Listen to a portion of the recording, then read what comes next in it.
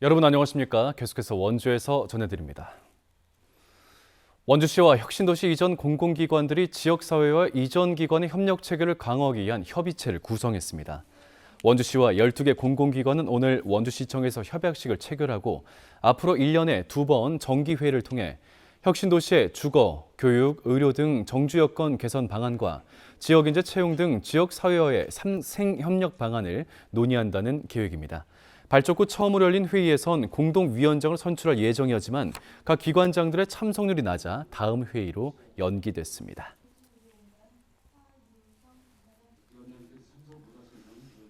평창과 영월에 이어 횡성군이 교육부의 교육발전 특구 공모 사업에 뛰어들었습니다.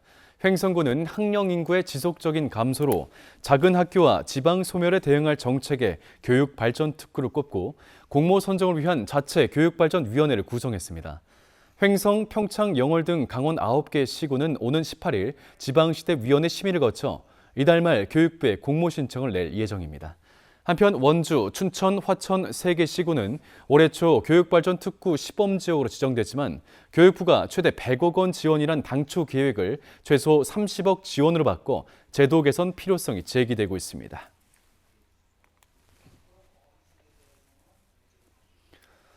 강원도의 과일 가격이 1년 전보다 크게 오른 것으로 파악됐습니다. 강원지방통계청이 발표한 지난달 소비자 물가 동향에 따르면 사과 가격이 1년 전과 비교해 112%나 올랐고 수박이 37%, 토마토가 30% 정도가 뛰었습니다. 과일값이 급등하면서 농축수산물의 소비자 물가가 지난해보다 8.8%나 올라 상승폭이 가장 컸습니다. 반면 보육시설 이용료는 32%, 승용차 임차료는 8%가 감소한 것으로 나타났습니다.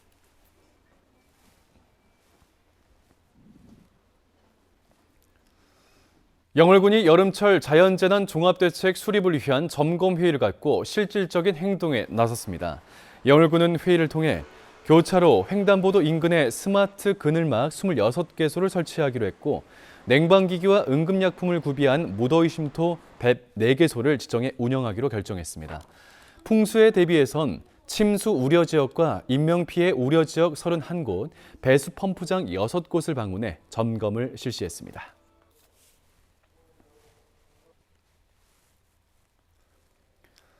횡성군이 물 부족으로 생활에 어려움을 겪고 있는 강림면 월현 1리 농촌마을에 상수도를 공급합니다. 횡성군은 사업비 50억 원을 투입해 강림면 월현 1리에 상수도관 36km와 가압장 12개를 짓는 농어촌 생활용수 개발 사업을 최근 끝마쳤다고 밝혔습니다.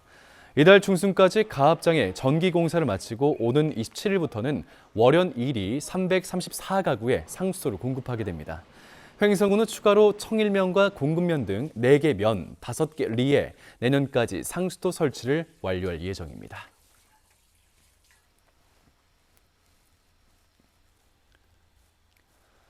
원주DB 두경민과 창원 LG 이관희가 유니폼을 갈아입습니다. 원주DB는 창원 LG와 트레이드를 통해 이관희를 영입하고 두경민은 이적한다고 밝혔습니다.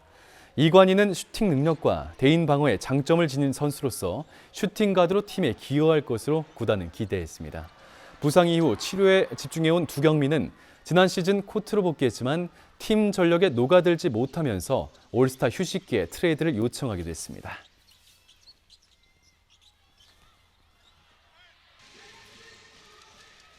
도로공사 강원본부가 원주 지역의 우수 학습봉사 대학생을 선정해 장학금 1,000만 원을 지원합니다.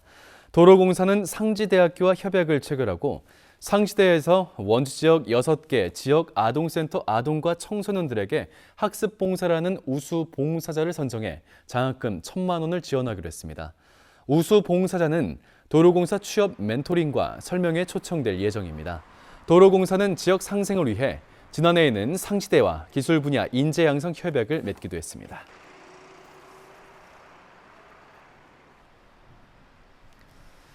평창군이 쾌적한 축산환경 조성과 축산농가의 경제적인 부담을 완화를 위해 톱밥 구매 비용 일부를 지원합니다. 평창군은 상반기 2억 8천만 원의 사업비로 222개 축산 농가를 지원한 데 이어 추경을 통해 7천만 원의 예산을 더 확보해 추가 지원하기로 했습니다. 수분 제거용으로 사용되는 톱밥 구입 비용의 50%를 지원하고 지원 한도는 사육 두수에 따라 45만 원 안팎입니다. 지원을 원하는 농가는 해당 읍면 사무소나 농업기술센터, 축산농기계과로 신청하면 됩니다.